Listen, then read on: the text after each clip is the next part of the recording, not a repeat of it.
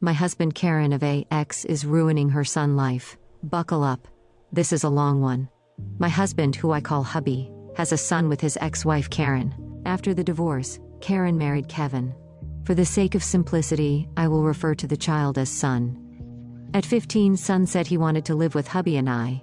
Now Karen is the epitome of a Karen. She is the standard to which all other Karens aspire to Karen. When Karen learned son wanted to live with hubby, things did not go well. After multiple meetings and attempts of mediation, we had to go to court for a verdict. The judge awarded hubby more custody, but denied son's request. In our country, children are able to decide which parent they wish to reside with.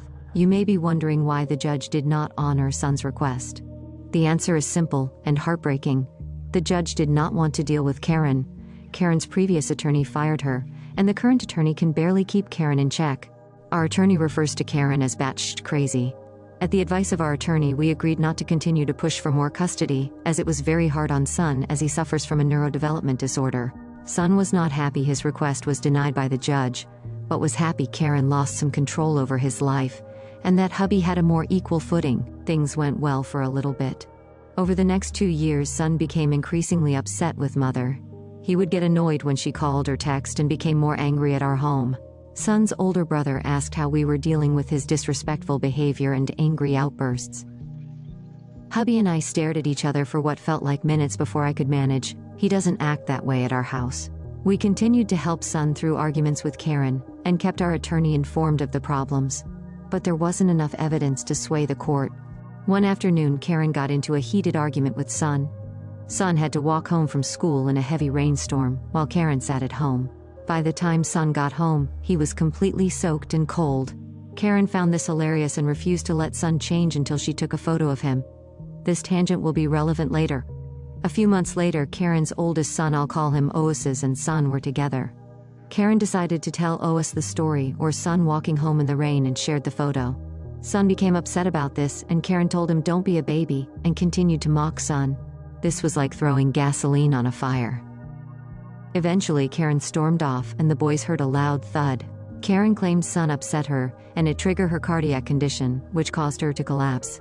Karen said she broke her arm when she collapsed. Son was inconsolable. As son told him this, we noticed inconsistencies in Karen's story. Karen refused medical treatment for her injuries, and her broken arm miraculously healed the next day. Karen used this medical emergency to guilt son for the next few days, and even blamed the entire thing on son. To say I was livid would be an understatement. After some time and perspective, son realized the entire situation was staged, and that Karen was fine. Things with Karen deteriorated rapidly after that night. Son said he lost the little bit of respect he had for her. My heart broke for him, but hubby and I were always ready to listen and help son however we could. Fast forward, and son is almost an adult, and his relationship with Karen is even worse.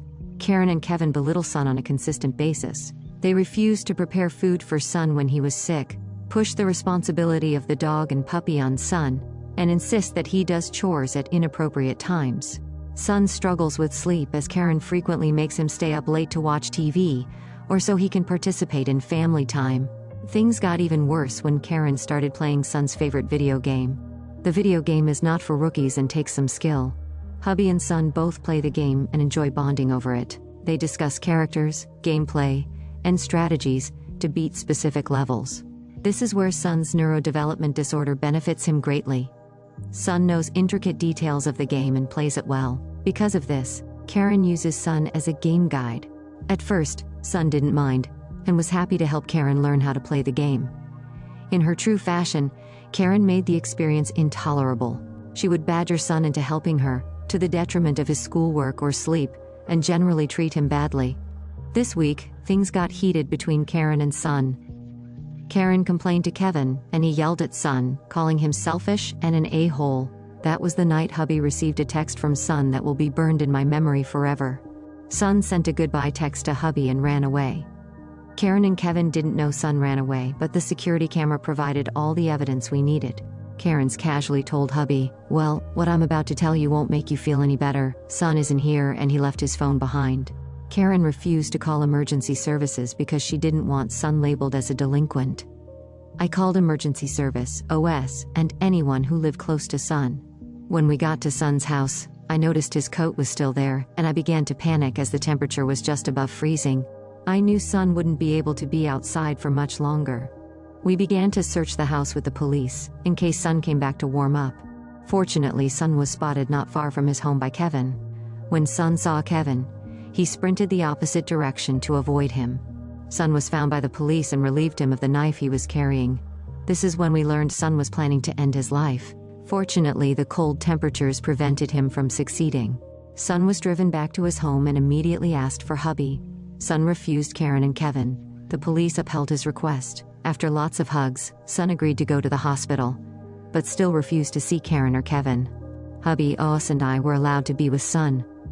Karen wouldn't accept this and threatened to sue the hospital if they denied her request. Of course, the hospital complied.